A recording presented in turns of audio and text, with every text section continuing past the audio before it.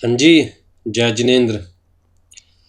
दोस्तों, हमारा legal aptitude चल रहा है और लीगल एप्टीट्यूड में कॉन्ट्रैक्ट एक्ट हम लोगों ने स्टार्ट किया हुआ है। ये लीगल एप्टीट्यूड की 13th क्लास है और कॉन्ट्रैक्ट एक्ट की 10th क्लास है। आई थिंक इसके बाद 2 क्लासेस और लगेगी और contract act will be finished. ठीक है, हम लोगों ने चीज़ें डिटेल में की है और मैं आपको ये एश्योरेंस देता हूँ कि आप ये वीडियोस देखते रहेंगे तो डेफिनेटली यहाँ से बाहर क्वेश्चन पूछना मुश्किल हो जाएगा। ठीक है जी। तो जो स्टूडेंट्स फर्स्ट टाइम हमारी वीडियोस देख रहे हैं उनको मैं इन्फॉर्म कर दूं कि हम ये सारी videos CS executive entrance test की अपने यूट्यूब चैनल दीप ज्ञान क्लासेस पर अपलोड कर रहे हैं फ्री ऑफ कॉस्ट। मतलब कोई भी स्टूडेंट्स इन्हें देख सकता है विदाउट पेइंग एनी फ़ी। नोट्स के लिए आपको हमारा व्हाट्सअप चैनल ज्वाइन करना पड़ेगा, व्हाट्सअप ग्रुप, जिसका लिंक हर वीडियो के डिस्क्रिप्शन बॉक्स में दिया होगा। और दोस्तों प्लीज़ थोड़ा सा पेशेंस रखिए, एक एक करके सारे सब्जेक्ट्स कवर करूँगा मैं, राइट। लेकिन आपको थोड़ा सा पेशेंस रखना पड़ेगा। तो जो चीज़ हम प्रोवाइड कर रहे हैं वो साथ साथ आप करते रहिए, साथ साथ रिवाइज करते रहिए। मतलब उतना पार्ट आप अपना 100% प्रिपेयर्ड रखिए। आ जाइए जी। डिस्चार्ज और टर्मिनेशन ऑफ कॉन्ट्रैक्ट से हम लोगों को स्टार्ट करना है। लास्ट क्लास में हम लोगों ने quasi contracts, contingent contracts already cover कर लिए थे। अगर आपने प्रीवियस क्लासेस नहीं देखी है तो उन्हें देखे बिना ये वाली क्लास देखने का कोई यूज़ नहीं है। लो है, कंटिन्यूटी में चलता है। जो चीज़ प्रीवियस क्लासेस में डिस्कस हो चुकी है वो समझोगे तभी आगे का समझ में आएगा। हाँ जी, डिस्चार्ज और टर्मिनेशन ऑफ कॉन्ट्रैक्ट। देखिए, अभी तक हम लोगों ने पढ़ा कि भैया कोई ऑफर देगा, कोई उसे एक्सेप्ट करेगा तो जी प्रोमिस बनेगा। प्रोमिस में अगर हम कंसिडरेशन ऐड करेंगे तो जी एग्रीमेंट बनेगा, राइट। एग्रीमेंट के अंदर अगर लीगल एनफोर्सेबिलिटी होगी तब जाके कॉन्ट्रैक्ट बनेगा। कॉन्ट्रैक्ट के क्या क्या एसेंशियल एलिमेंट्स होने चाहिए, कहता है जी सेक्शन 10 ने बताया। और उसी के अकॉर्डिंग हम लोगों ने कॉन्ट्रैक्ट के सारे एसेंशियल एलिमेंट्स कवर किए, प्लस कहता है जी हमने फ्लॉज कवर किए, कॉन्ट्रैक्ट में क्या क्या कमियां हो सकती है। ठीक है, अब बात आती है जी कॉन्ट्रैक्ट में एक बार आपने एंटर कर लिया, कॉन्ट्रैक्ट बन गया, तो या तो वो डिस्चार्ज करोगे आप। डिस्चार्ज करने का मतलब जो अपना पार्ट है वो परफॉर्म करोगे आप और सामने वाला अपना पार्ट परफॉर्म करेगा, उसके बाद कॉन्ट्रैक्ट ख़त्म। या फिर कोई ना कोई अपने पार्ट परफॉर्म नहीं करेगा तो कॉन्ट्रैक्ट टर्मिनेट हो जाएगा, राइट। तो बेसिकली हम लोग क्या कहेंगे कि या तो परफॉर्मेंस ऑफ कॉन्ट्रैक्ट होगा या फिर टर्मिनेशन होगा। अगर परफॉर्मेंस ऑफ कॉन्ट्रैक्ट होगा तो दोनों पार्टीज खुश, जो दोनों ने प्रॉमिस किया था वो पूरा किया, दोनों अपने अपने घर खुशी से बैठेंगे, राइट। जैसे ए और बी के बीच में प्रॉमिस हुआ था कि ए अपनी कार बी को 10 लाख रुपीज़ में देगा, तो ए ने बी को अपनी कार दे दी, बी ने ए को 10 लाख रुपीज़ दे दिए, बात ख़त्म। दोनों के बीच में अब कोई लीगल राइट से ऑब्लिगेशंस नहीं रहा, दोनों ने अपना अपना पार्ट परफॉर्म कर दिया। लेकिन दूसरा सिनेरियो क्या है कि हो सकता है इन दोनों में से कोई अपना पार्ट परफॉर्म ना करे या ना कर पाए, राइट। तो एक तरफ तुम कहेंगे ब्रीच ऑफ कॉन्ट्रैक्ट। ब्रीच का मतलब कॉन्ट्रैक्ट तोड़ना, बड़े सिंपल से वर्ड्स में कॉन्ट्रैक्ट तोड़ने को हम क्या कहते हैं, ब्रीच ऑफ कॉन्ट्रैक्ट। या फिर पॉसिबिलिटी है कि कॉन्ट्रैक्ट इम्पॉसिबल हो जाए, कॉन्ट्रैक्ट इम्पॉसिबल हो जाए, कॉन्ट्रैक्ट फ्रस्ट्रेट हो जाए, ठीक है, कॉन्ट्रैक्ट इलीगल हो जाए, कॉन्ट्रैक्ट अनलॉफुल हो जाए। तो इन केसेस के अंदर पार्टीज चाहकर भी कॉन्ट्रैक्ट को पूरा नहीं कर सकती। बात समझ रहे हैं आप? भाई दो ही चीज हो सकती है, या तो कॉन्ट्रैक्ट परफॉर्म किया जाएगा बाय द पार्टीज या फिर कॉन्ट्रैक्ट टर्मिनेट हो जाएगा। कॉन्ट्रैक्ट परफॉर्म किया जाएगा तो दोनों अपनी अपनी लीगल ऑब्लिगेशन से फ्री, दोनों अपने अपने घर खुश। या कॉन्ट्रैक्ट टर्मिनेट किया जाएगा। टर्मिनेशन के केस में कहता है या तो जानबूझकर किसी पार्टी ने कॉन्ट्रैक्ट तोड़ दिया, अपना पार्ट परफॉर्म नहीं किया, या फिर कहता है जी किसी वजह से कॉन्ट्रैक्ट इम्पॉसिबल हो गया, फ्रस्ट्रेट हो गया, इलीगल हो गया, अनलॉफुल हो गया। तो उस केस में पार्टीज चाहे तो भी अपना पार्ट परफॉर्म नहीं कर सकती, और उस केस में भी हम क्या कहेंगे कि कॉन्ट्रैक्ट इज टर्मिनेटेड। तो कुल मिलाकर दोनों ही केस में पार्टीज क्या हो जाएगी, डिस्चार्ज। यहाँ पर बट ऑब्वियस सी बात है, you can claim the damages, but यहाँ पर डैमेजेस मिलेंगे नहीं मिलेंगे वो केस टू केस डिपेंड करता है, क्योंकि अगर किसी भी पार्टी के का कोई फॉल्ट नहीं है, उसके बावजूद भी कहता है कुछ टर्म्स एंड कंडीशंस इम्पॉसिबल हो गई जिसकी वजह से कॉन्ट्रैक्ट परफॉर्म नहीं किया जा सकता। अब किसी पार्टी ने डिफॉल्ट तो नहीं किया, किसी पार्टी की गलती तो नहीं है, कहता है सिचुएशन चेंज हो गई, सिनेरियो चेंज हो गया, कुछ लॉ एंड ऑर्डर में चेंजेस आ गए, इकोनॉमिक एक्टिविटीज़ में चेंजेस हो गई, वॉर छिड़ गया हमारे कंट्री के बीच में और दूसरे कंट्री के बीच में, युद्ध हो गया, महाभारत हो गई। तो उस केस में पार्टीज़ क्या कर सकती है? तो अगर पार्टीज़ की गलती नहीं है तो भैया you can not claim the damages. आप सिंपली पार्टी को ये कह सकते हो कि ठीक है, मैंने आपको जो बेनिफिट दिया, जो एडवांटेज दिया, वो मेरा वापस दे दो, but you can not claim the damages. तो डिपेंड करता है कि जो इम्पॉसिबिलिटी है, फ्रस्ट्रेशन है, इलीगलिटी है, अनलॉफुल है, ये चीज़ जो है वो पार्टीज़ ने इंटेंशनली प्लान किया है या पार्टीज़ इनोसेंट है। अगर पार्टीज़ इनोसेंट है तो you can not claim the damages. हाँ, इंटेंशनली प्लान किया है कुछ ना कुछ, और उस प्लानिंग की वजह से चीज़ें इम्पॉसिबल हो गई, या चीज़ें फ्रस्ट्रेट हो गई, या चीज़ें इलीगल बन गई, या चीज़ें अनलॉफुल बन गई, तो कहता है then you can claim the damages. ठीक है, तो कुल मिला के डैमेजेस मिलेगा या नहीं मिलेगा, कहता है डिस्चार्ज तो हो जाएगी ना पार्टीज, तो इसलिए हमने क्या कहा, डिस्चार्ज ऑफ कॉन्ट्रैक्ट। ठीक है, डिस्चार्ज और टर्मिनेशन ऑफ कॉन्ट्रैक्ट। अब यहाँ पर आपकी बुक में भी दिया हुआ है और मेरे नोट्स में भी दिया हुआ है कि हमारे पास जी इन सारे वेज में एक कॉन्ट्रैक्ट ख़त्म किया जा सकता है। कैसे? कहता है पहला तो परफॉर्मेंस ऑफ द कॉन्ट्रैक्ट, की कॉन्ट्रैक्ट परफॉर्म कर दो, जो दोनों पार्टीज़ की ऑब्लिगेशंस हैं वो फुलफिल हो जाएगी तो कॉन्ट्रैक्ट ख़त्म हो जाएगा। या फिर म्यूचुअल कंसेंट और बाय एग्रीमेंट। अब जी म्यूचुअल कंसेंट से पार्टीज़ एक दूसरे को फ्री कर दे कि भाई तू भी अपना पार्ट परफॉर्म मत कर, मैं भी अपना पार्ट परफॉर्म नहीं करूँगा, तो दोनों ने म्यूचुअल कंसेंट से एक दूसरे को फ्री कर दिया। या जो पुराना एग्रीमेंट था उसके बदले नया एग्रीमेंट बना लिया। जैसे मान के चलिए कि आप मेरे पास आते हैं मेरा एक रूम रेंट पे लेने के लिए, तो हमारे बीच में कॉन्ट्रैक्ट हो जाता है क्या, कि मैं आपको अपना रूम रेंट पे दूंगा, बदले में आप मुझे 1000 रुपीज़ पर मंथ रेंट देंगे। ठीक है, लेकिन ये पार्ट परफॉर्म करने से पहले ही आपको लगता है यार एक रूम में काम नहीं चलेगा, कम से कम 2 रूम तो चाहिए ही चाहिए, तो आप फिर मेरे पास आते हैं, आप कहते हैं जी एक रूम नहीं 2 रूम चाहिए। मैं कहता हूँ कोई दिक्कत नहीं, आप 2 रूम ले लीजिए रेंट पर और रेंट 2000 रुपीज़ पर मंथ दे दीजिएगा। तो जी हमने पुराने कॉन्ट्रैक्ट को साइड कर दिया और नए कॉन्ट्रैक्ट में एंटर कर गए, तो पुराने कॉन्ट्रैक्ट के अंदर जो भी लीगल राइट्स एंड ऑब्लिगेशंस थे वो डिस्चार्ज हो गए। अब हमें पुराने कॉन्ट्रैक्ट को देखने की ज़रूरत नहीं है, राइट। तो म्यूचुअल कंसेंट और by agreement.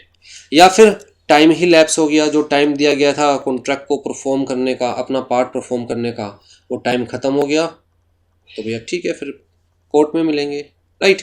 Operation of law की वजह से कॉन्ट्रैक्ट कहता है जी टर्मिनेट हो गया या डिस्चार्ज हो गया। Impossibility of performance, breach of contract. अब जी मेनली आपकी बुक में लास्ट वाले 2 ही डिस्कस किए हुए हैं, आपका जो रेफरेंस मटेरियल है उसमें डिस्चार्ज बाय इम्पॉसिबिलिटी और फ्रस्ट्रेशन या फिर ब्रीच ऑफ कॉन्ट्रैक्ट, ये 2 ही डिस्कस किए हुए हैं। तो सबसे पहले मैं आपकी बुक का ही कंटेंट एक बार कवर कर लेता हूँ ताकि बुक का तो एटलीस्ट 100% कंटेंट कवर हो, और उसके बाद फिर मैं अपने नोट्स में से आपको चीज़ें दिखाऊंगा। हाँ जी, डिस्चार्ज बाय इम्पॉसिबिलिटी और फ्रस्ट्रेशन। फ्रस्ट्रेशन का मतलब क्या है? कहता है कोई भी ऐसा इवेंट हो गया जिसकी वजह से एक पार्टी चाहकर भी अपना पार्ट परफॉर्म नहीं कर पा रही, तो हम कहते हैं जी वो पार्टी फ्रस्ट्रेट हो गई है। या हम ये कह सकते हैं कि पूरा कॉन्ट्रैक्ट ही फ्रस्ट्रेट हो गया है क्योंकि हम चाहकर भी पार्ट परफॉर्म नहीं कर सकते, अपने प्रोमिसेस पूरे नहीं कर सकते। ठीक है, तो इम्पॉसिबिलिटी मे बी कहता है जी जनरल और मे बी लीगल। ऐसा भी हो सकता है ना कि चीज़ें जो पहले लीगल थी बाद में इल्लीगल हो गई, तो अब उसे किया नहीं जा सकता, इम्पॉसिबल हो गया, राइट। या फिर मैं कहूँगा कि भाई जनरल इम्पॉसिबिलिटी हो गई, जो पहले चीज़ पॉसिबल थी अब वो पॉसिबल नहीं हो पा रही, ठीक है। तो in India the doctrine of frustration is primarily, मतलब कहाँ पर दिया हुआ है, सेक्शन 32 में, section 56 of the contract act. Court usually gives relief on the ground of subsequent impossibility when it finds that the whole purpose or the basis of the contract was frustrated by the intrusion or occurrence of an event that was not contemplated by the parties। तो जिस पूरी line का बड़ा simple सा मतलब है कि court parties को कहता है रिलीफ प्रोवाइड कर सकती है अगर कोर्ट को लगे कि जो इम्पॉसिबिलिटी जनरेट हुई है, अक्कर हुई है, वो पार्टीज़ की इंटेंशन की वजह से नहीं हुई। जो इवेंट है जिसने चीज़ों को इम्पॉसिबल बना दिया, that was not contemplated by the parties, मतलब पार्टीज़ ने वो प्लान नहीं किया इवेंट, जो वो इवेंट था वो पार्टीज़ के हाथों से बाहर था, पार्टीज़ चाह कर भी उस इवेंट को कंट्रोल नहीं कर सकती थी, और इस वजह से कॉन्ट्रैक्ट क्या हो गया, फ़िलहाल फ्रस्ट्रेट हो गया। जैसे मान के चलिए कि मैंने आपके साथ कॉन्ट्रैक्ट किया कि मैं आपको अपना घर सेल करूँगा, और वॉर की सिचुएशन हो गई, इमरजेंसी की सिचुएशन हो गई, उस टाइम पे गवर्नमेंट ने कहा कि भैया कोई भी कॉन्ट्रैक्ट इस टाइम पे वैलिड नहीं होंगे, तो वो मेरे हाथ में नहीं था ना आपके हाथ में था। इमरजेंसी की सिचुएशन में ना कुछ मेरे हाथ में था ना आपके हाथ में था, गवर्नमेंट ने जो ऑर्डर दिया हमें मानना पड़ेगा। तो उस केस में मेरे और आपके बीच में जो कॉन्ट्रैक्ट था वो क्या हो गया, फ्रस्ट्रेट हो गया, इम्पॉसिबल हो गया, हम चाह कर भी वो पार्ट परफॉर्म नहीं कर सकते, राइट। लेकिन जहाँ कोर्ट को लगता है नहीं बेटा, चीज़ों को जानबूझकर ऐसे प्लान किया गया है कि भैया एक पार्टी ने स्पेसिफिकली इम्पॉसिबिलिटी को प्लान किया है कि यार सामने वाला अपना पार्ट परफॉर्म ना कर पाए तो मुझे भी अपना पार्ट परफॉर्म नहीं करना पड़ेगा, या सामने वाला अपना पार्ट परफॉर्म ना कर पाए तो भैया मैं उससे डैमेजेस क्लेम कर सकता हूँ। जैसे कि मान के चलिए मैं आपको अपना घर सेल करना चाहता हूँ, आपने मुझसे कॉन्ट्रैक्ट किया, आप परचेज करना चाहते हैं, मैं सेल करना चाहता हूँ, ठीक है। तो जी अब होता क्या है कि आप मुझे अर्नेस्ट मनी देंगे। अर्नेस्ट मनी का मतलब एडवांस, जिसे हम बड़ी लोकल लैंग्वेज में ब्याना बोलते हैं, ठीक। आप मुझे ब्याना देंगे और टाइम पीरियड होता है कि लेट्स से 3 मंथ्स के अंदर अंदर मैं आपके नाम पे रजिस्ट्री करवा दूंगा। अगर मैं 3 मंथ्स में आपके नाम पर रजिस्ट्री नहीं करवा पाया तो जी मैं आपको दुगना ब्याना वापस दूंगा, 2 टाइम्स, राइट। तो मैं बात कर रहा हूँ अर्नेस्ट मनी की।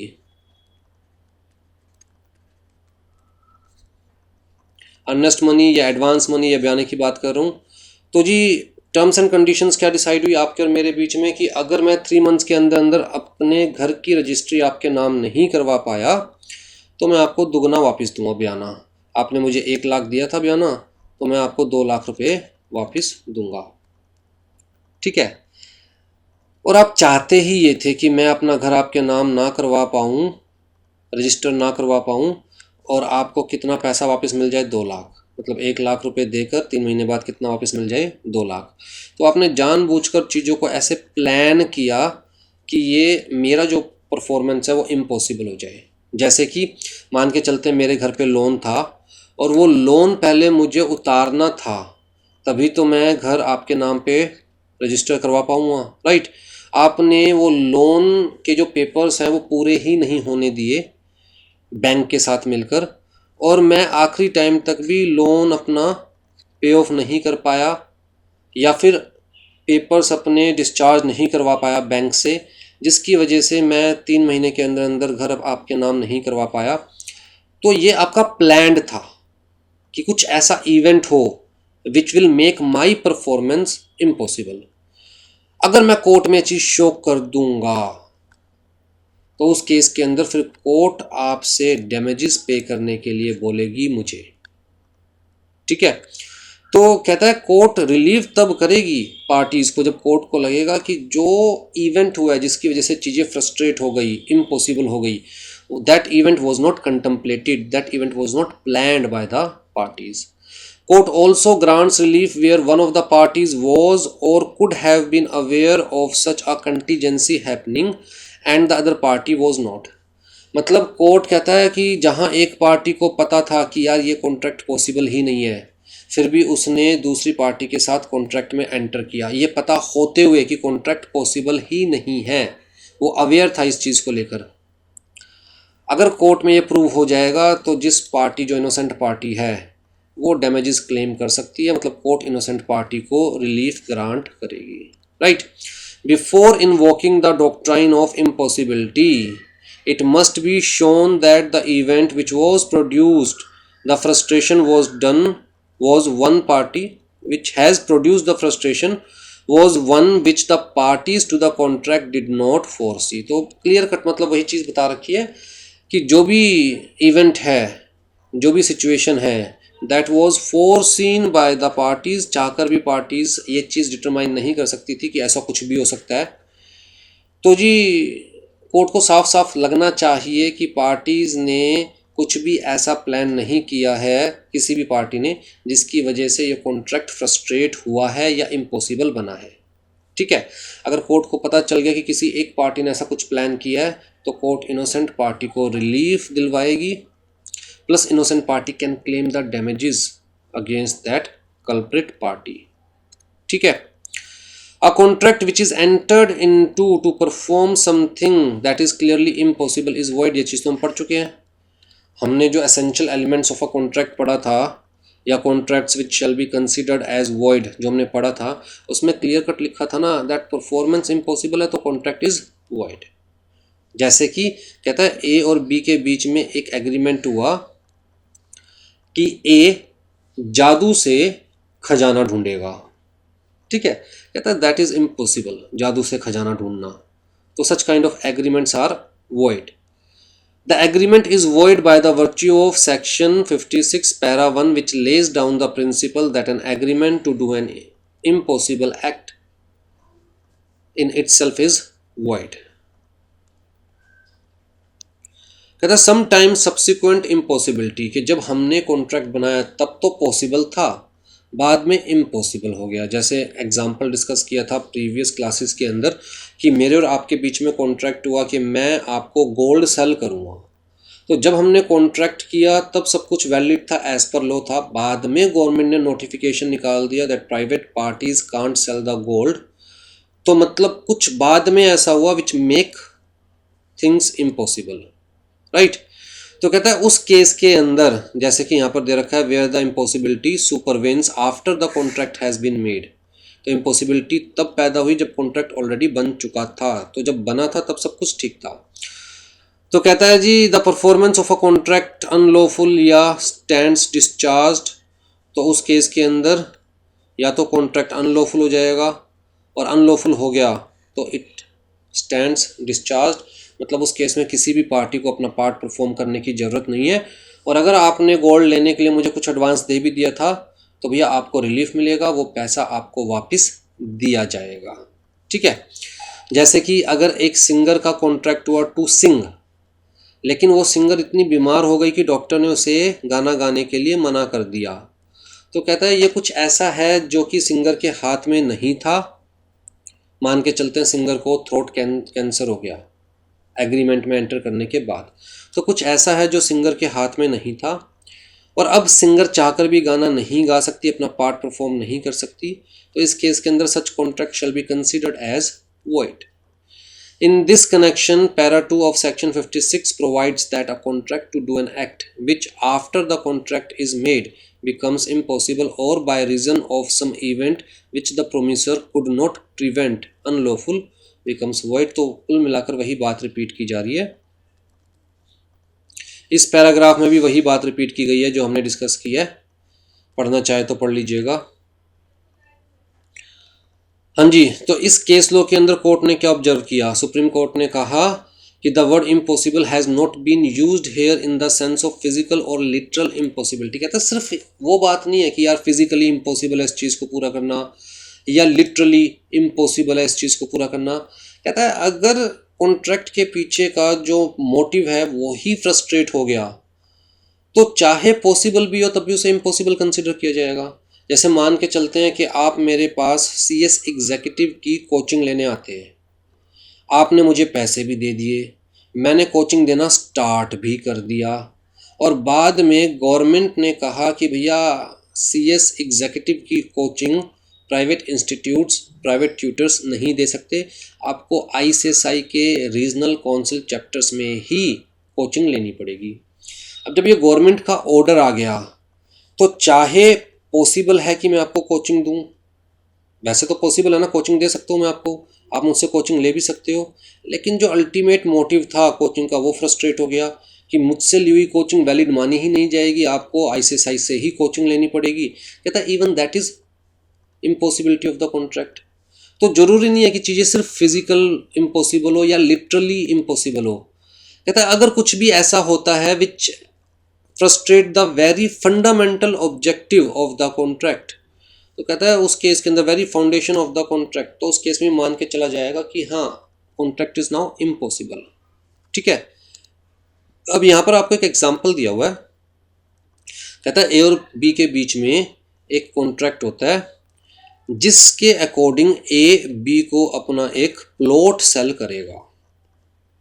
ठीक है, A B को अपना प्लॉट सेल करेगा, लेकिन कॉन्ट्रैक्ट होने के बाद वॉर, कंट्री में वॉर की सिचुएशन आ जाती है और टेम्परेरीली गवर्नमेंट उस प्लॉट को एक्वायर कर लेती है वॉर के टाइम पर। ठीक है, गवर्नमेंट को चाहिए होगा आर्म्स एंड एम्यूनिटीज़ के लिए, किसी भी चीज़ के लिए गवर्नमेंट एक्वायर कर लेती है आपके प्लॉट को टेम्परेरीली।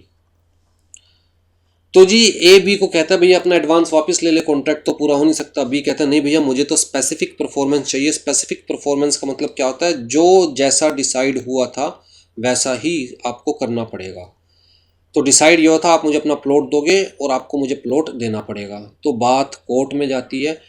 कोर्ट कहता है देखिए यहाँ पर कोई टाइम लिमिट तो डिसाइड की नहीं थी आप लोगों ने कि कितने टाइम के अंदर अंदर प्लॉट दिया जाएगा, और अगर वॉर छिड़ गई है, टेम्परेली गवर्नमेंट ने प्लॉट एक्वायर कर भी लिया, तो ऐसा तो नहीं है परमानेंटली प्लॉट आपके हाथ से चला गया है। तो आगे जाकर प्लॉट आपको वापस मिलेगा, जब प्लॉट वापस मिलेगा तो आप B को दे दीजिएगा। तो कहता है ये जो टेम्परेरीली चीज़ों को चेंज किया जाता है या सिचुएशंस चेंज हो जाती है, कंडीशंस चेंज हो जाती है, इसकी वजह से कॉन्ट्रैक्ट फ्रस्ट्रेटेड नहीं माना जाएगा। ठीक है, हाँ कोई चीज़ परमानेंटली ही इम्पॉसिबल हो गई which cannot be performed even in the near future, कहता है then in that case contract may be considered as impossible. फिर जी ब्रीच ऑफ कॉन्ट्रैक्ट की बात करते हैं जी। कहता है जी ब्रीच दो तरह की हो सकती है। अच्छा, ये टेंडर परफॉर्मेंस का मतलब क्या होता है, जैसे मान के चलिए कि मैं आपको ऑफर कर रहा हूँ I am ready to perform my part, but आप अपना पार्ट परफॉर्म करने के लिए तैयार नहीं है। तो जो मैं आपको ऑफर कर रहा हूँ that I am ready to perform my part, that is I am tendering my performance. ठीक है, तो where the promisor neither perform his contract nor does he tender the performance, ना तो अपना पार्ट परफॉर्म करता है ना परफॉर्म करने के लिए कहता है कि मैं करूँगा, और where the performance is defective, तो मान के चलेंगे there is a breach of contract. Defective का मतलब आपने मुझे 100 पेन सेल किए ये वाले और सारे के सारे पेन खराब थे, तो आपकी परफॉर्मेंस क्या हो गई, डिफेक्टिव। तो there is a breach of contract, और कोर्ट में जाऊंगा, आपके अगेंस्ट केस फाइल करूंगा, डैमेजेस क्लेम करूंगा, जो पैसा आपको दिया था वो भी रिकवर करूंगा। ठीक है, तो कहता है ब्रीच ऑफ कॉन्ट्रैक्ट में भी एक्चुअल और एंटीसिपेटरी। अब इन दोनों में क्या डिफरेंस है। एक्चुअल का मतलब क्या हुआ कि मान के चलिए मेरे और आपके बीच में कॉन्ट्रैक्ट होता है, गोल्ड का एग्जांपल लेते हैं। A और B के बीच में कॉन्ट्रैक्ट होता है कि A B को गोल्ड देगा 1 kg। ठीक है, कितने रुपए में देगा, बदले में B A को देगा लेट्स से 40 लाख रुपीज। तो कॉन्ट्रैक्ट हो गया। डेट बताई गई कॉन्ट्रैक्ट की, जब कॉन्ट्रैक्ट बना वो ये वाली डेट थी, मान के चलते हैं जी 3 मई 2020। लेकिन परफॉर्मेंस कब तक करनी थी, इन्हें कहा भाई खड़े पाव तो दे नहीं सकता, आगे से अरेंज करना पड़ेगा। इवन ज्वेलर के पास भी 1 किलो हो सकता है खड़े पाव गोल्ड ना पाए, आगे से मंगाना पड़ेगा। तो इन्हें कहा ठीक है मैं आपको गोल्ड प्रोवाइड करवा दूंगा 8 मई 2020 तक। ठीक है जी। अब जी A ने B को 40 लाख रुपए में 1 किलो गोल्ड सेल कर दिया। ए को लग रहा था यार मार्केट आजकल में थोड़ी और नीचे जाएगी, मतलब एट प्रेजेंट अगर ए मार्केट से परचेज करता गोल्ड तो हो सकता है उसे 39.5 लाख में वो गोल्ड मिलता, और बी को वो 40 लाख में बेच चुका है तो उसे 50,000 का प्रॉफिट होता। पर ए को लगा यार 6 या 7 के आसपास, लेट्स से 6 मई के आसपास थोड़ा सा और गोल्ड का रेट नीचे जाएगा और 39 लाख में मैं ये 1 केजी गोल्ड परचेज कर पाऊंगा, मेरा प्रॉफिट इंक्रीज हो जाएगा। ठीक है, तो ए ने 6 मई तक गोल्ड परचेज नहीं किया बी को देने के लिए। ए ने इस चक्कर में कि नीचे जाएगा रेट, गोल्ड परचेज ही नहीं किया बी को देने के लिए, और जी नीचे जाने की बजाय रेट ऊपर जाता जा रहा है और रेट हो गया है 40.5 लाख। अब ए को ये पता है कि बेटा 40.5 लाख में परचेज करके 40 लाख में सामने दिया हुआ है, 50,000 का घाटा होगा। तो ए ने यहीं पर ही मना कर दिया, भैया मैं कॉन्ट्रैक्ट अपना पार्ट परफॉर्म नहीं कर सकता। 5th या 6th को ही मना कर दिया कि मैं अपना पार्ट परफॉर्म नहीं कर सकता। तो एडवांस में मना करने को हम क्या बोलेंगे, एंटीसिपेटरी ब्रीच। टाइम था अपना पार्ट परफॉर्म करने के लिए 8 मई तक, ये चाहता तो अपना पार्ट परफॉर्म कर सकता था, लेकिन इसने यहीं पर ही मना कर दिया। लेट्स से 5th मई को ही मना कर दिया कि बेटा मैं अपना पार्ट परफॉर्म नहीं कर सकता। अब जी बी के पास 2 ऑप्शन है।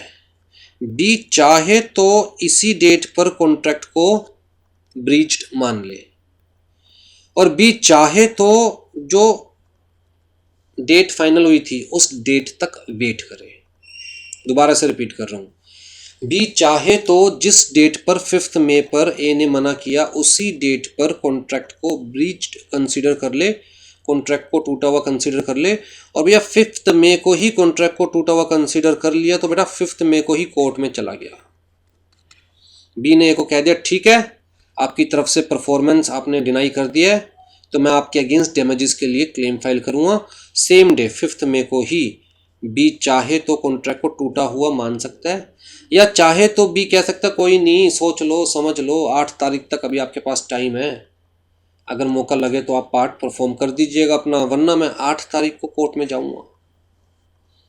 ठीक है, अब अगर बी ने फर्स्ट ऑप्शन अपनाया कि जी 5 तारीख को ही कॉन्ट्रैक्ट ब्रीच्ड कंसीडर कर लिया तो बात खत्म हो गई, अब तो कोर्ट में मुलाकात होगी। लेकिन अगर बी ने सेकंड ऑप्शन अपनाया कि नहीं जी मैं तो अभी कॉन्ट्रैक्ट को लाइव रखूंगा, I will keep the contract alive, 8 तारीख तक की हमारी बात हुई थी, मैं मान के चलूंगा 8 तारीख तक आपके पास टाइम है, आप चाहे तो पार्ट परफॉर्म कर लीजिएगा। ठीक है, तो जी अपने लिए तो इन्होंने कॉन्ट्रैक्ट को जिंदा रखा, ए के लिए भी कॉन्ट्रैक्ट जिंदा है, ए के लिए भी कॉन्ट्रैक्ट जिंदा है, मतलब ए भी चाहे तो 8 तारीख तक अपना पार्ट परफॉर्म कर सकता है। अब यहाँ एक और केस बनता है, क्या, अगर मान के चलो 7 तारीख को गवर्नमेंट का नोटिफिकेशन आ गया that private parties can not cell gold, तो जी ए फ्री हो गया 7 तारीख को, मतलब अब ए को कोई डैमेजेस भी देने की जरूरत नहीं है क्योंकि कॉन्ट्रैक्ट क्या हो गया अब इम्पॉसिबल। तो जी कॉन्ट्रैक्ट को अलाइव रखने का बेनिफिट भी हो सकता है बी को, नुकसान भी हो सकता है, दोनों ही हो सकते हैं। ठीक है भाई, अगर मान के चलो 7 तारीख को गवर्नमेंट का नोटिफिकेशन आ गया, बी ने डिसाइड किया 5 तारीख को जब ए ने कहा कि मैं अपना पार्ट परफॉर्म नहीं कर पाऊंगा, बी ने डिसाइड किया कोई नहीं मैं 8 तारीख तक वेट करूंगा।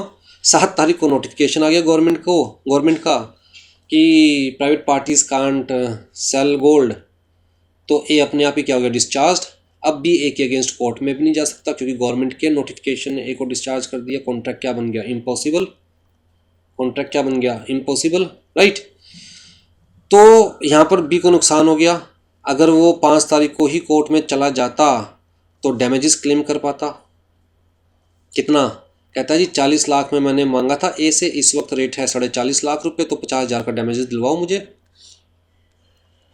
अब 7 तारीख को चाहे रेट 41 लाख था, लेकिन बी कोर्ट तो नहीं जा सकता अब, क्यों, क्योंकि गवर्नमेंट की नोटिफिकेशन की वजह से ए क्या हो गया डिस्चार्ज हो गया अपने पार्ट से। ए कहेगा जी मैं तो परफॉर्म करना चाहता हूं पर गवर्नमेंट ने मना कर दिया, तो ए क्या हो गया डिस्चार्ज हो गया। अब बी को कोई डैमेज नहीं मिलेगा, या हो सकता है ये वाला केस ना हो और बी 8 तारीख तक वेट करे। 8 तारीख को लेट्स से गोल्ड का रेट था 41.5 लाख, तो बी अगर 6 तारीख को केस फाइल करता है या 5 तारीख को केस फाइल करता है तो उसको बेनिफिट होता है सिर्फ 50,000 डैमेजेस का। अब ये 8 तारीख को केस फाइल कर रहा है तो उसको बेनिफिट हो रहा है 1.5 लाख रुपए के डैमेजेस का। तो ये तो देखिए depending upon case to case, situation to situation है। मेरा बताने का मतलब ये था कि अगर बी कॉन्ट्रैक्ट को अलाइव रखता है in case of anticipatory breach of contract, कहता है जी मैं till date of performance alive रखूँगा कॉन्ट्रैक्ट को, तो बी को बेनिफिट भी हो सकता है, नुकसान भी हो सकता है, राइट। तो सिर्फ अपने लिए ही कॉन्ट्रैक्ट अलाइव नहीं रख रहा, अगर वो कॉन्ट्रैक्ट अलाइव रख रहा है फिर दोनों पार्टीज के लिए कॉन्ट्रैक्ट अलाइव है। अगर ए चाहे तो उस केस में 8 तारीख तक अपना परफॉर्मेंस दे सकता है, ठीक है। यही बात आपकी बुक में भी समझाई हुई है। देखिए, where the promisor neither performs his contract nor does he tender performance or where the performance is defective there is a breach of contract। Tender performance का मतलब समझ में आ गया ना कि मैं आपको ऑफर कर रहा हूँ that I am ready to perform my part. The breach of contract may be actual और anticipatory. The actual breach may take place either at the time of performance is due और when actually performing the contract. तो actual breach का मतलब तो क्या है, 8 तारीख तक की वेट की जाएगी। 8 तारीख को बी कह रहा है, ये कह रहा है भैया मैं गोल्ड नहीं दे सकता, this is actual breach of contract. Anticipatory जो एडवांस में means the breach before the time for the performance has arrived. This may also take place in 2 ways। तो जो 2 रास्ते मैंने बताए बी के पास है, by the promisor doing an act which make the performance of his promise impossible, या by the promisor in some way to show that his intention is not to perform the contract। चलिए यहाँ तक तो ठीक है। कहता है breach of contract may occur before the time for the performance is due। This may happen where one of the parties definitely renounce the contract and shows his intention not to perform it or does some act which make the performance impossible। या तो साफ साफ कह दे भैया मैं नहीं perform कर पा रहा, जैसे 6 तारीख को ही या 5 तारीख को ही ए ने कह दिया था, या कुछ ऐसा कर दे जो सामने वाली पार्टी को क्लियर कर दे कि अपना पार्ट परफॉर्म नहीं करेगा, ठीक है। The other party on such a breach being committed has right of action for the damages. कहता है he may either sue for the breach of contract immediately, मतलब 5 तारीख को मना किया था ए ने कि मैं गोल्ड नहीं दे पाऊंगा, तो बी चाहता तो इमीडिएटली 5 तारीख को ही उस ब्रीच को एक्सेप्ट कर लेता और ए के अगेंस्ट केस फाइल कर देता, और wait till the actual date when the performance is due, या फिर बी 8 तारीख तक वेट करेगा, ए को कहेगा कोई दिक्कत नहीं है जी 8 तारीख तक आपने अपना पार्ट परफॉर्म करना था, आपके पास टाइम है, सोच लो समझ लो, अगर 8 तारीख तक दिल करे तो अपना पार्ट परफॉर्म कर लीजिएगा। I am keeping this contract alive. आपने मना कर दिया उसके बावजूद I am keeping this contract alive till 8, right. और अगर 8 तारीख को भी बंदा अपना पार्ट परफॉर्म नहीं कर रहा then sue for breach. If the promisee adopts the latter course, अगर वो 8 तारीख तक वेट कर रहा है, राइट, तो he keeps the contract alive for the benefit of the promisor as well as for his own benefit. तो जी अगर 8 तारीख तक वेट कर रहा है बी तो कॉन्ट्रैक्ट उसके लिए भी जिंदा है और ए के लिए भी जिंदा है, और ए चाहे तो 8 तारीख तक उस केस में अपना पार्ट परफॉर्म कर सकता है। कहता है ही remains liable under it and enables the promisor not only to complete contract in spite of the previous repudiation, मतलब previously denial के बावजूद कहता है वो सामने वाले को कह रहा है कि अपना पार्ट परफॉर्म कर सकते हैं, but also avail himself of any excuse for non performance which may have come into existence before the time fixed for the performance। इसका मतलब कहता है बी सामने वाले के लिए कॉन्ट्रैक्ट भी अलाइव रख रहा है प्लस अपने आप को कोई नॉन परफॉर्मेंस का जो एक्सक्यूज दे सकता है ए। जैसे हमने कहा ना 7 तारीख को गवर्नमेंट का नोटिफिकेशन आ गया कि जी प्राइवेट पार्टीज गोल्ड सेल नहीं कर सकती, तो ए को तो एक्सक्यूज मिल गया कि भैया मैं तो अपना पार्ट परफॉर्म करने के लिए तैयार था, गवर्नमेंट के नोटिफिकेशन की वजह से अब मैं अपना पार्ट परफॉर्म नहीं कर सकता। कहता है याद रखना कि ऐसा कोई जो एक्सक्यूज पॉसिबल है उसके लिए भी तैयार रहना अगर आप कॉन्ट्रैक्ट को अलाइव रख रहे हो तो, ठीक है जी।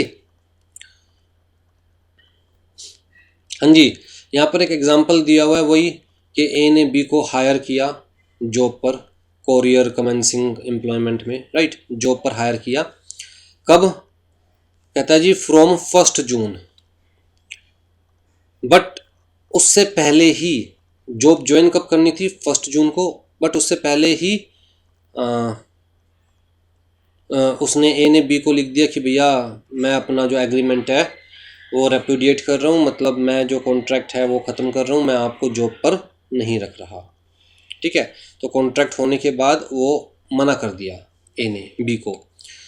तो जी बी अगर चाहे तो इमीडिएटली ए के अगेंस्ट केस फाइल कर सकता है, या चाहे तो 1 जून तक वेट कर सकता है। तो जी डिसाइड हुआ कि B was immediately entitled to sue. अगर बी चाहता तो वो इमीडिएटली केस फाइल कर सकता था, उसे 1 जून तक रुकने की ज़रूरत नहीं थी। चाहे तो वो 1 जून तक वेट करना चाहे तो कर सकता है, राइट। अब यहाँ पर अगला जो केस दिया हुआ है ये देखिए, इसमें बता रखा है कि A hired B ship to carry a cargo from Russia. तो ए ने बी के शिप को हायर किया रशिया से सामान मंगाने के लिए। Later on B repudiated the contract, बाद में बी ने कॉन्ट्रैक्ट को रेप्यूडिएट कर दिया कि भैया मैं अपना शिप नहीं दे रहा। ठीक है, ए ने कहा कोई नहीं, अभी टाइम है, सोच लो, अभी से मैं कॉन्ट्रैक्ट को ख़त्म नहीं कर रहा, I am keeping this contract alive. तो ए ने बी के अगेंस्ट कोई एक्शन नहीं लिया। कहता है जी उस दौरान देश में वॉर छिड़ गई बिटवीन रशिया एंड ब्रिटेन। जब वॉर हो गई रशिया एंड ब्रिटेन, तो जी बी चाहकर भी अब अपने शिप से सामान नहीं ला सकता रशिया से। तो बी को एक्सक्यूज़ मिल गया कि मैं तो चाहता था कॉन्ट्रैक्ट को परफॉर्म करना, लेकिन अब वॉर हो गई है रशिया और ब्रिटेन के बीच में, तो it is not possible to perform my part. तो कहता है इस केस के अंदर A lost his right to sue B for damages by his delay. ठीक है जी, तो ये सब था, यहाँ पर वही चीज़ डिस्कस की हुई है जो मैंने आपको बताया है।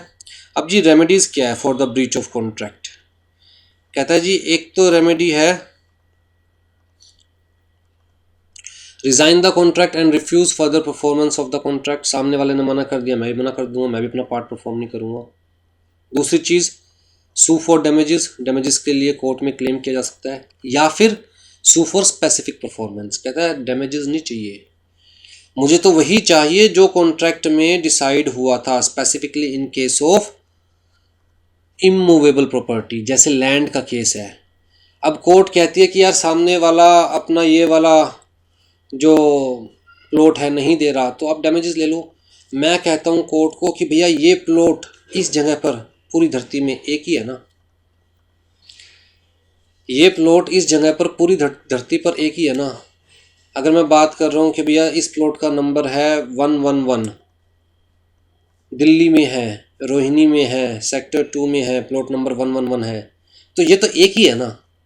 अब मुझे ये नंबर की वजह से प्लॉट पसंद आया था जिसकी वजह से मैंने कॉन्ट्रैक्ट किया था, तो डैमेजेस से मुझे वो शांति नहीं मिलेगी, मुझे तो ये प्लॉट ही चाहिए। तो this is called sue for specific performance कि I don't need damages, I want the other party to perform his part as agreed by us. ठीक है, सू फॉर इंजेक्शन, इंजेक्शन का मतलब क्या, दूसरी वाली पार्टी को रोकिए करने से। तो जैसे मेरे और आपके बीच में कॉन्ट्रैक्ट हुआ कि जब तक मेरी कंसर्न नहीं होगी आप सेकंड मंजिल नहीं बनाएंगे, साथ साथ हमारा घर था, तो मैंने आपको कहा कि भैया अगर आप सेकंड मंजिल बना लेंगे तो यार हवा पानी धूप सब रुक जाएगा। तो मेरे और आपके बीच में कॉन्ट्रैक्ट हुआ कि जब तक मेरी कंसर्न नहीं होगी आप सेकंड मंजिल नहीं बनाएंगे। आपने फिर भी बनाना शुरू कर दिया, तो आपने अपना पार्ट अपना प्रॉमिस तोड़ दिया, तो मैं आपके अगेंस्ट कोर्ट में जा सकता हूँ फॉर इंजंक्शन ऑर्डर। इंजंक्शन का मतलब कि कोर्ट आपको कहेगी रुक जाइए, वो मत कीजिए जो आप नहीं कर सकते as per the contract, right.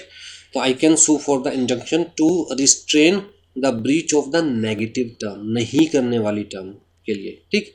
या फिर सू ऑन क्वांटम मेरिट। अब क्वांटम मेरिट क्या होता है वो भी हम देखेंगे। तो जी 5 आपके पास ऑप्शंस है कि पहली चीज़ तो सामने वाला अपना पार्ट परफॉर्म नहीं कर रहा, आप भी मत कीजिए।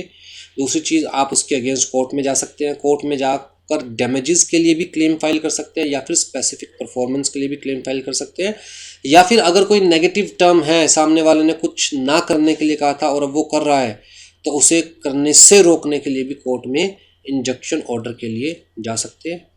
प्लस कहता है क्वांटम मेरिट के बेसिस पर भी केस फाइल कर सकते हैं। आ जाओ जी, यहाँ तक ही आपका दिया हुआ है। अब मैं अपने नोट से दिखाता हूँ आपको ताकि चीज़ें ज़्यादा क्लियर हो। तो जैसे आपकी बुक में दिया हुआ था यहाँ पर भी लिखा हुआ है कि डिस्चार्ज कैसे होगा, आइदर बाय द परफॉर्मेंस और बाय म्यूचुअल कंसेंट और एग्रीमेंट और by lapse of time, by operation of law, by impossibility of performance और बाय ब्रीच ऑफ कॉन्ट्रैक्ट। ठीक है, वैसे तो हम लोग ये सारी चीज़ें भी डीपली समझाते थे, बट आपके स्टडी मैट में नहीं है, आपके रेफरेंस मटेरियल में नहीं है, तो मैंने वो हटा दिया है। जिन लोगों को मैं पहले ही नोट शेयर कर चुका हूँ उनके पास वो पार्ट भी होगा, राइट। अब आ जाओ जी, डिस्चार्ज बाय इम्पॉसिबिलिटी और फ्रस्ट्रेशन सेक्शन 56, ये आपकी बुक से हम पूरा कवर कर चुके हैं। लेकिन यहाँ पर आपको ये समझने की ज़रूरत है कि जी देखिए, जो इम्पॉसिबिलिटी होती है that may be supervening impossibility और सुपरवेनिंग इलीगलिटी। मतलब ये तो चीज़ें इम्पॉसिबल हो गई जिसमें ना प्रोमिसर का कोई फॉल्ट था ना प्रोमिसर का कोई फॉल्ट था। इलीगल नहीं हुई चीज़ें इम्पॉसिबल हो गई या चीज़ें इलीगल हो गई। जैसे कोर्ट गोल्ड वाले केस में हमने कहा कि गवर्नमेंट ने नोटिफिकेशन निकाल दिया that private sale of gold is illegal, तो क्या हो गया, सुपरवेनिंग इलीगलिटी। ठीक है, कहता है लेकिन इन केसेस के अंदर सुपरवेनिंग इम्पॉसिबिलिटी कंसीडर नहीं की जाएगी। ये बेसिकली केसेस मैं आपको बताना चाह रहा था एमसीक्यू के पॉइंट ऑफ व्यू से। कहता है ए और बी के बीच में अगर कोई कॉन्ट्रैक्ट होता है तो बी सिर्फ इस वजह से पीछे नहीं हट सकता, या बी सिर्फ इस वजह से ये नहीं कह सकता कि ये तो इम्पॉसिबल है। किस वजह से? कि it is very difficult to perform, कि यार ये तो बड़ा ही डिफ़िकल्ट है, इसको मैं परफॉर्म नहीं कर पाऊँगा। कहता है भैया ये तो आपको तब देखना था ना जब कॉन्ट्रैक्ट में एंटर किया था कि डिफ़िकल्ट है या आसान है। जैसे मान के चलो कि मैंने 2 लेबर हायर करी कि भाई मेरे घर से एक अलमीरा आपको फर्स्ट फ्लोर से सेकंड फ्लोर पर शिफ्ट करनी है। तो उन्होंने जब अलमीरा देखी तो उन्होंने कहा ठीक है जी हम 1000 रुपये लेंगे। लेकिन जब वो शिफ्ट करने लगे तो उन्हें लगा यार भारी है, तो वो ये नहीं कह सकते यार ये तो इम्पॉसिबल है या डिफ़िकल्ट है शिफ्ट करना, 1000 में काम नहीं चलेगा, 1500 रुपये देने पड़ेंगे। कहता है सिर्फ the mere fact that performance is more difficult और expensive than the parties anticipated does not discharge the duty to perform. ठीक है, अब आप मेरे पास आते हैं जी मुझे CS एग्जीक्यूटिव की या CS एग्जीक्यूटिव एंट्रेंस टेस्ट की कोचिंग चाहिए। मैं कहता हूँ ठीक है 2000 रुपये लूँगा। मुझे लग रहा था कि यार नियरली 100 क्लासेस में सारा सिलेबस कवर हो जाएगा, बट जब मैंने पढ़ाना शुरू किया तो पता चला 100 क्लासेस में तो 50% भी सिलेबस कवर नहीं हुआ। तो मैं ये नहीं कह सकता भाई मैं नहीं पढ़ाता आगे। मुझे तो लगा था 2000 रुपये में मैंने इसलिए हाँ भरी थी, मुझे लगा था 100 क्लासेस में सिलेबस ख़त्म हो जाएगा, बट ये तो बहुत ही लेंदी सिलेबस है भैया, 2000 में मेरे बस की नहीं परफॉर्म करना, इट इज़ इम्पॉसिबल। तो कोर्ट कहता है बेटा आप सिर्फ इस वजह से कि चीज़ें ज़्यादा डिफ़िकल्ट है, ज़्यादा एक्सपेंसिव है, अपने पार्ट से पीछे नहीं हट सकते। पहले शुरुआत में ही सोच समझ कर कोर्ट करते अपना प्रोमिस। या कमर्शियल इम्पॉसिबिलिटी, सामने वाले से एग्रीमेंट करके आप ये नहीं कह सकते यार मुझे तो कुछ बच नहीं रहा, या जितना मैंने सोचा था मुझे उतना नहीं बच रहा, या यार मार्केट बहुत तेज हो गई है। कहता वो आपकी दिक्कत है। अगर आपने सामने वाले को कोई चीज़ 100 रुपये में देने का प्रॉमिस किया तो आपको 100 रुपये में ही देना पड़ेगा, चाहे मार्केट से आपको 101 में लेना पड़े। ठीक है, तो commercial impossibilities are not the impossibilities in the eyes of law. फिर जी स्ट्राइक आउट्स लॉकआउट्स, कहता है जी ये सिविल डिस्टर्बेंस, इसकी वजह से आप अपना पार्ट से पीछे नहीं हट सकते। ठीक, रोइट्स वगैरह हो गया। कहता है ये टेम्परेरी जो चीज़ें होती है इसकी वजह से आप पीछे नहीं हट सकते अपने पार्ट से। जब ये चीज़ें ख़त्म हो जाएगी तो आपको अपना पार्ट तो परफॉर्म करना ही पड़ेगा, या फिर आपके जो एग्रीमेंट है उसमें एक क्लोज होना चाहिए कि in case of strikes lockouts या civil disturbance parties are free to avoid the contract, या तो ये क्लोज होना चाहिए आपके कॉन्ट्रैक्ट में, अदरवाइज आप पीछे नहीं हट सकते सिर्फ इन चीज़ों की वजह से जो कि टेम्परेरी नेचर की है, हफ्ते 2 हफ्ते महीने 2 महीने में जो कि ठीक हो जाएगी। ठीक है जी। अगर हम बात करें इंग्लैंड लॉ की तो इंडिया में तो देखिए हमने कहा सुपरवेनिंग इम्पॉसिबिलिटी हो सकती है या सुपरवेनिंग इलीगलिटी हो सकती है। इंग्लिश लॉ के अंदर इन दोनों को ही एक ही टर्म से डिनोट किया गया, फ्रस्ट्रेशन ऑफ द कॉन्ट्रैक्ट। आ जाओ जी डिस्चार्ज बाय द ब्रीच, इस केस के अंदर हम ये सारी चीज़ें डिस्कस कर चुके हैं। रेमेडीज कहता है जी rescind the contract and refuse further performance, sue for damages, sue for specific for performance, sue for injunction to restrain the breach of negative term and sue on quantum merit। अब जी यहाँ पर जो आपको असली चीज़ समझाने की है, जो मैं चाहता था, डैमेजेस दो तरह के होते हैं, एक तो लिक्विडेटेड, एक अनलिक्विडेटेड। जो मतलब आपके रेफरेंस मटेरियल से हट के मैं आपको नॉलेज देना चाहता था कि डैमेजेस दो तरह के होते हैं, एक लिक्विडेटेड, एक अनलिक्विडेटेड। लिक्विडेटेड जहां हमें पता है कि सामने वाले को कितना डैमेज पे करना है। अनलिक्विडेटेड जहां हमें नहीं पता कि सामने वाले को कितना डैमेज पे करना है, तो इस केस में कोर्ट विल डिसाइड। मैं आपके साथ एक कॉन्ट्रैक्ट करता हूं जहां पर टर्म्स एंड कंडीशंस में क्लियर कट लिखा हुआ है कि अगर कोई भी पार्टी अपने पार्ट से पीछे हटती है, अपना पार्ट परफॉर्म नहीं करती, तो वो दूसरी पार्टी को डैमेजेस के तौर पे 1 लाख रुपए देगी। तो इसका मतलब क्लियर है कि डैमेजेस कितने पे करने पड़ेंगे। Such kind of damage is liquidated.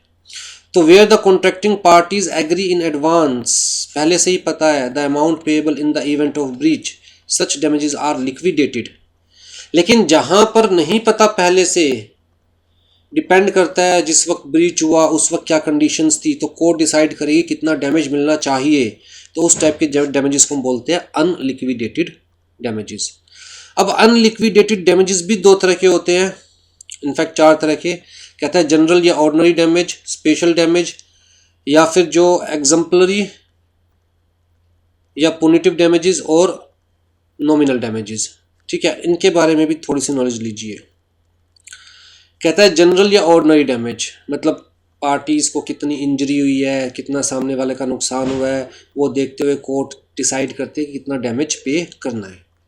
Special damage जहां कोर्ट की इंटेंशन है स्पेसिफिकली किसी स्पेशल लॉस को हाईलाइट करने की, राइट।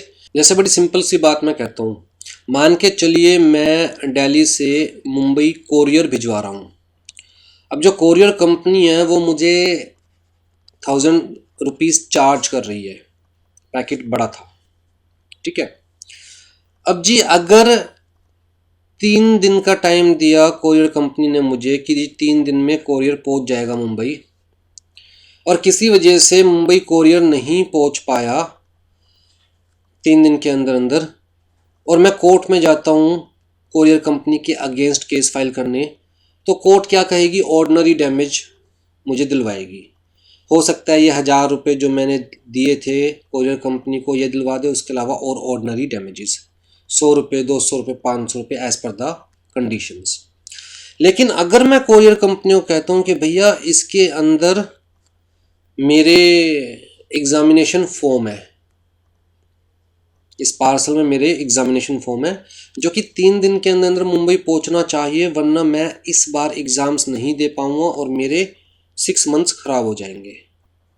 और इस कंडीशन पर कोरियर कंपनी मुझसे वो कोरियर लेती है, और कोरियर कंपनी कहती है जी वैसे तो 1000 रुपये लगते हैं, लेकिन आपके केस में 1000 रुपये हम एक्स्ट्रा लेंगे, क्योंकि यहाँ पर स्पेशल इंस्ट्रक्शंस हम लोग फॉलो करेंगे कि एट एनी कॉस्ट 3 दिन के अंदर अंदर आपका कोरियर मुंबई पहुँच जाए, राइट।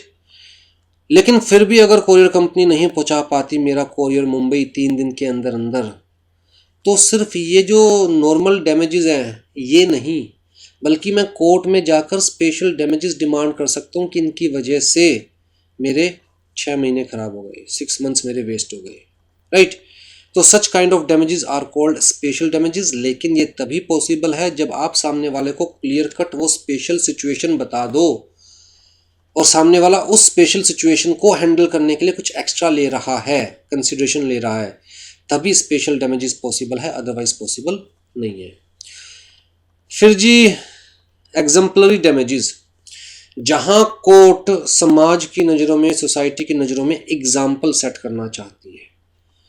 कोर्ट ये शो करना चाहती है कि बेटा अगर किसी ने ऐसी गलती करी तो उसे भी इतने हैवी डैमेजेस पे करने पड़ेंगे, जैसे कि breach of the promise to Mary.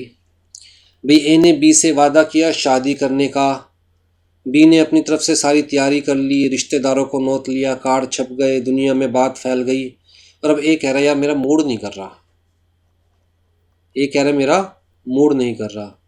तो जो उस केस के अंदर special damages, exemplary damages, where damages are awarded to punish the defendant.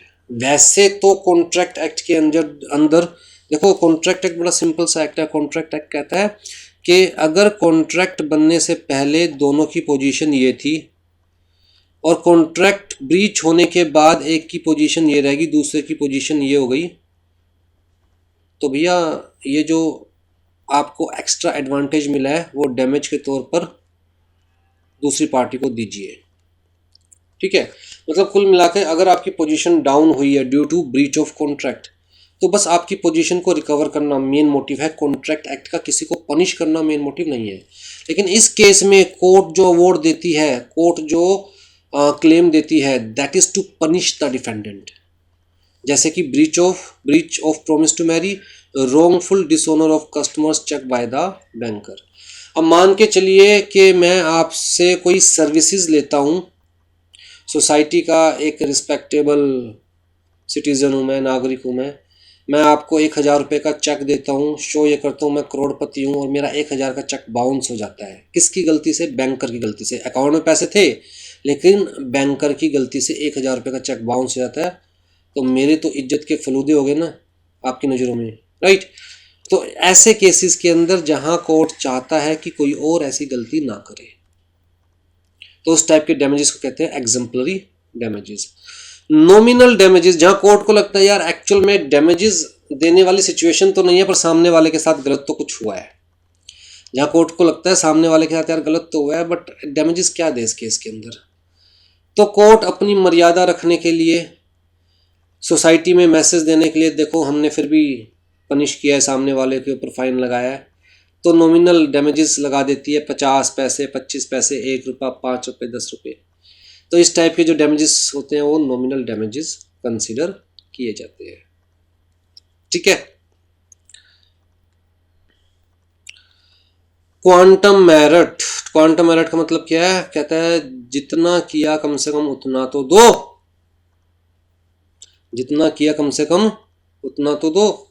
मान के चलते हैं ए और बी के बीच में कॉन्ट्रैक्ट होता है, ये बी है, ये है जी कंस्ट्रक्टर, ठेकेदार है भाई साहब, और ये जो ठेकेदार भाई साहब है ये एक बिल्डिंग बना रहे हैं 4 मंजिली, 1 2 3 4 मंजिली बिल्डिंग बना रहे हैं। अब जी यहाँ पर ए ने बी को कहा कितने टाइम में बन जाएगी, बी ने कहा 1 साल में। ए ने कहा अगर 1 साल में नहीं बनी तो फिर मैं आपसे अपना कॉन्ट्रैक्ट वापस ले लूँगा। बी ने कहा ठीक है। अब जी 1 साल तक सिर्फ 3 ही मंजिलें बनी थी, चौथी मंजिल नहीं बनी, तो ए ने बी से कॉन्ट्रैक्ट वापस ले लिया।